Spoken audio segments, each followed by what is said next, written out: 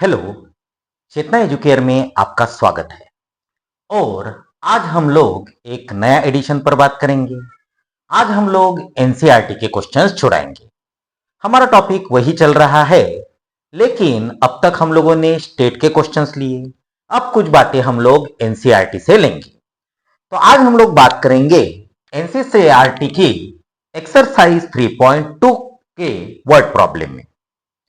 तो देखिए, पहला क्वेश्चन है, मैं क्वेश्चन आपके सामने यहां पर शो कर दूंगा। The difference between two number is 26। The difference between two number is 26। मैंने पहले भी कहा है कि जब भी आप लोग वर्ड प्रॉब्लम स्टार्ट करो, पहले आपको उसका ट्रांसलेशन बराबर आना चाहिए। किसके बारे में बात हो रही है वो देखिए। The difference between two number is 26। इसका मतलब यहां पर दो नंबर है। डिफरेंस की बात हो रही है, इसका मतलब एक स्मॉलर नंबर और एक लार्जर नंबर। ऐसा ही प्रॉब्लम हमारे स्टेट में भी हुआ था। तो पहले मैं मेंशन कर देता हूं, let larger number is x and smaller number is y। जब भी आपके पास नंबर वाला क्वेश्चन हो तो ज्यादातर वो क्वेश्चन लार्जर नंबर और स्मॉलर नंबर ही होता है। और डिफरेंस बोला है तो वो एक बात श्योर ही हो जाती है कि एक बड़ा नंबर होगा, एक छोटा नंबर होगा। चलो, तो उन्होंने क्या बोला है, the difference between two number is 26। तो ये हो जाएगी हमारी first condition. So by first condition, क्योंकि डिफरेंस मतलब बड़े में से छोटे को माइनस करना है। यहां पर बड़ा नंबर x है और स्मॉलर नंबर y है। तो बड़े में से छोटे को अगर मैं माइनस कर देता हूं, यानी मैं डिफरेंस लेता हूं, तो डिफरेंस आता है 26। यह हो गया हमारा इक्वेशन नंबर 1। उसके बाद उन्होंने बोला है, the one number is 3 times other. अब वन नंबर इज 3 टाइम्स मतलब यानी एक नंबर दूसरे नंबर से 3 टाइम्स होगा। अब 3 टाइम्स बड़ा ही होगा, यानी bye second condition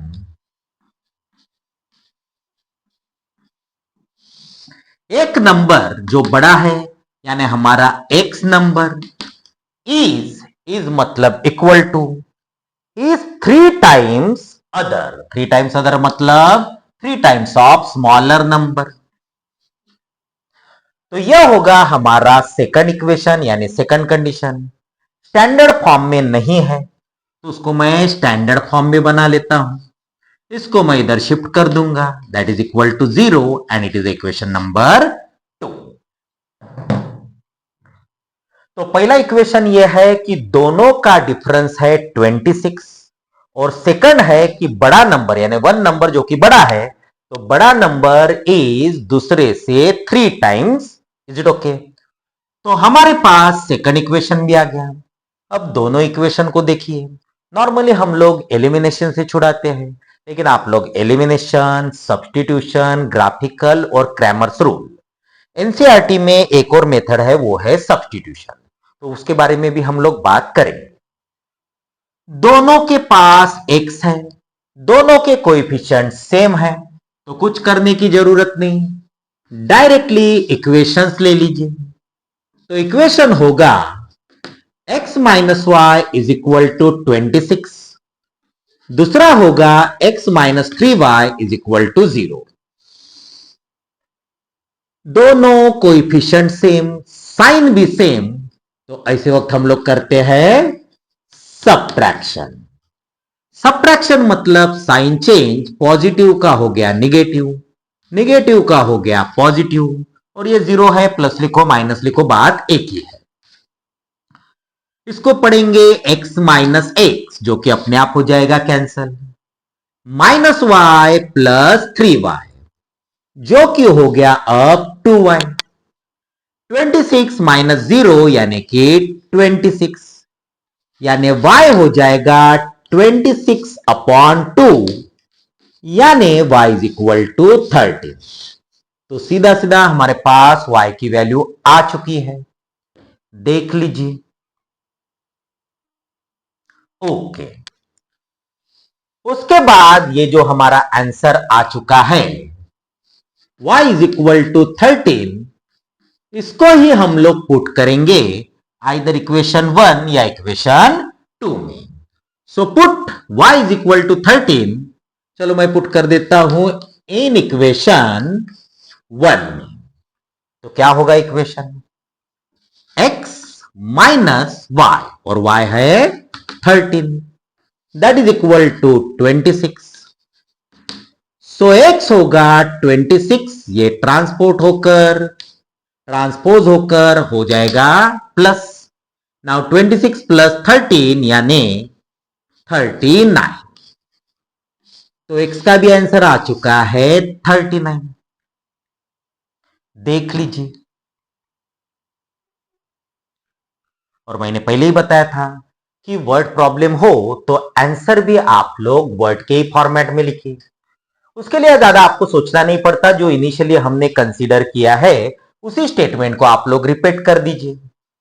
so hence solution is larger number is x, और x की वैल्यू है 13, and smaller number is y, और y की वैल्यू है 13। तो इसी के साथ हमारा आंसर आ चुका है। बढ़ते हैं, हाँ आज हम लोग एनसीईआरटी के क्वेश्चन, इसके पहले कुछ स्टेट के क्वेश्चन हो चुके हैं, अब आपके कॉन्सेप्ट और क्लियर होने चाहिए, इसलिए मैं एनसीईआरटी के क्वेश्चंस ले रहा हूं। बढ़ते हैं नेक्स्ट क्वेश्चन की तरफ।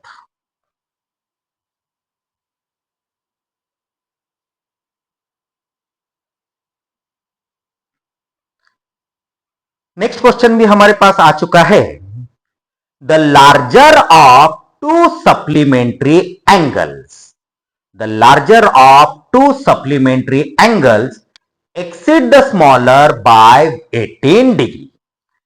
तो इससे पता चल जाता है कि सप्लीमेंट्री एंगल की बात हो रही है। सप्लीमेंट्री एंगल का मतलब ऐसे दो एंगल जिसकी एडिशन होती है 180 डिग्री, जो कि नॉर्मली हमको पता ही है। इसका मतलब दो एंगल है, इसमें भी उन्होंने लार्जर नंबर मेंशन किया है, इसका मतलब एक एंगल स्मॉलर होगा और एक एंगल लार्जर होगा। तो पहले मैं उसको मेंशन कर देता हूं। Let smaller angle is x या x degree and larger angle is y यानी y डिग्री। अच्छा, दोनों ऑलरेडी सप्लीमेंट्री है, तो इसका मतलब आपकी पहली कंडीशन तो ऐसे ही सेटिस्फाई हो गई। सो बाय फर्स्ट कंडीशन, क्योंकि दोनों मिलकर ऑलरेडी सप्लीमेंट्री है, तो सप्लीमेंट्री मतलब x plus y is equal to 180, क्योंकि सप्लीमेंट्री उन्होंने खुद ही बोल दिया ना, सप्लीमेंट्री एंगल मतलब दोनों की एडिशन 180।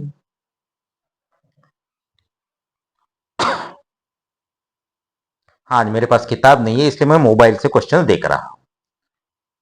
उसके बाद उन्होंने बोला है द लार्जर ऑफ, यानी जो लार्जर एंगल है वो स्मॉलर से एक्सीड है। एक्सीड है मतलब ज्यादा है, कितने से ज्यादा है, 18 डिग्री से। तो by second condition,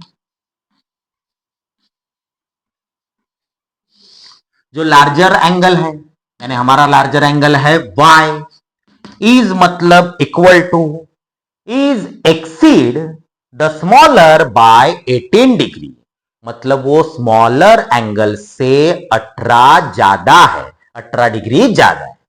smaller angle है x, उससे 18 डिग्री ज्यादा है। तो ये हो गई हमारी सेकंड कंडीशन। फॉर्मेट में है क्या, नहीं, उसको उधर शिफ्ट कर दो, यानी minus x plus y is equal to 18, और यह होगा हमारा इक्वेशन नंबर 2। और उसके बाद तो नॉर्मली अगर आपको ये टॉपिक समझ गया होगा, कर रहे होंगे, तो हमारा एक ही स्टेटमेंट रहता है इसके बाद तो आप लोग राजा ही होंगे। यहां पर भी टाइप 1 है, एक पॉजिटिव एक नेगेटिव, सोचना ही नहीं पड़ेगा। So equation become x plus y is equal to 180 and minus x plus y is equal to 18। एक पॉजिटिव एक निगेटिव तो सीधा सीधा एडिशन या एडिंग द इक्वेशन। एड में कोई साइन भी चेंज नहीं होती, x minus x get cancel, y plus y यानी 2y, 180 प्लस 18 यानी 198। So y is equal to 198 upon 2। तो कितना होगा भैया 16, 2 8 जा 16, कैरी विल बी 3, सॉरी 2 8 जा 2, 9 जा 18, कैरी विल बी 1, अगेन 2 9 जा 18। सो y का आंसर आ जाएगा 99। y यहां पर लार्जर एंगल है तो लार्जर एंगल आ जाएगा 99। अब स्मॉलर निकालना है, देख लीजिए। Okay, so now put y is equal to 99 in equation 1। Equation 1 equation 2 कहीं पर भी पुट कर दो। तो x plus 99 that is equal to 180। So x equal to 180 minus 99 यानी 1 और 80, यानी आंसर आ जाएगा 81। तो x की वैल्यू आ जाएगी 81 और x यहां पर स्मॉलर एंगल है तो लार्जर एंगल 99 होगा और स्मॉलर एंगल 81 होगा। देख लीजिए, हो गया। उसके बाद तो आपको सॉल्यूशन लिखना है और सॉल्यूशन आपको वर्ड के ही फॉर्म में लिखना है। सो हेंस सॉल्यूशन इज, जो हमने इनिशियल स्टेटमेंट लिखे थे उसको ही रिपीट कर दीजिए। सो स्मॉलर एंगल इज x और x होगा अब 81 degree and larger angle is y और y होगा अब 99 डिग्री। That's our answer.